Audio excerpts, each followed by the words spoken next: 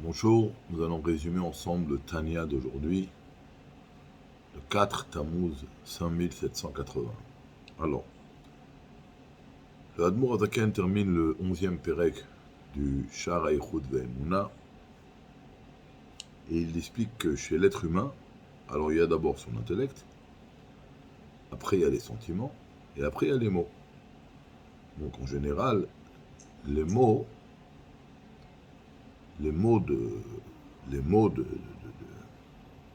d'un homme sont après son intellect et après ses sentiments.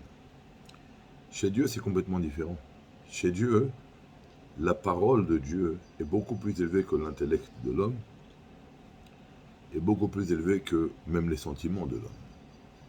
Car Dieu, par exemple, lorsqu'avec sa parole a dit « Naaseh Adam Betzalmeno », lorsque Dieu a dit « On va créer un homme à mon image », avec sa parole, il a créé un homme avec un intellect, un homme avec des sentiments. Ça veut dire que chez nous, ce qui est le dernier niveau, qui est la parole, chez nous, la parole, c'est du minéral. On a des sentiments qui est parallèle au végétal.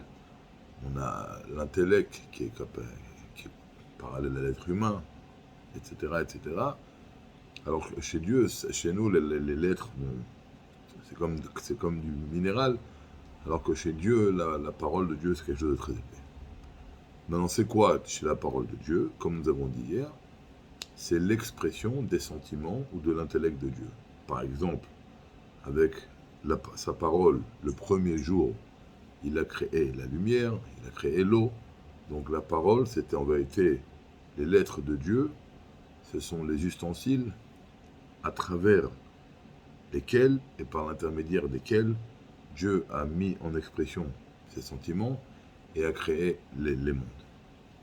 Et donc, puisque, comme nous avons dit, que la parole de Dieu, c'est l'expression des sentiments de Dieu avec lesquels il a créé le monde, car le monde a été créé en 6 jours, qui sont en parallèle avec les 6 sentiments. D'accord? La bonté, la rigueur, comme nous avons appris dans la fin du Pérec 9, 10. Et donc, puisque Dieu et ses sentiments sont une seule chose, et Dieu, donc, et les sentiments sont... La parole de Dieu, c'est l'expression de ses sentiments. Donc, de là, on comprend encore davantage que Dieu et sa parole sont une seule chose. Et puisque la parole de Dieu a créé le monde entier, toutes les créatures, c'est-à-dire que le monde il est complètement uni à Dieu. Il n'y a pas, le monde, c'est pas une chose qui se rajoute à Dieu. Donc ça va encore une fois de plus accentuer le fait qu'il n'y a aucune Metsiout dans le monde, aucune entité dans le monde à part Akadosh Baruch Hu. Et c'est bien pour ça que nous apprenons Sha'ar HaYichud, que Dieu est unique et qu'il n'y a aucune chose qui a une emprise, qui a une importance dans le monde qui se rajoute à Dieu, qui Dieu est un, son nom est un. Et que là nous avons dit En Od, même définir le monde comme une chose de accessoire, une chose de secondaire, ce serait une erreur, parce qu'il n'y a rien d'autre que Dieu dans le monde. Nous continuerons demain, Bezrat Hashem.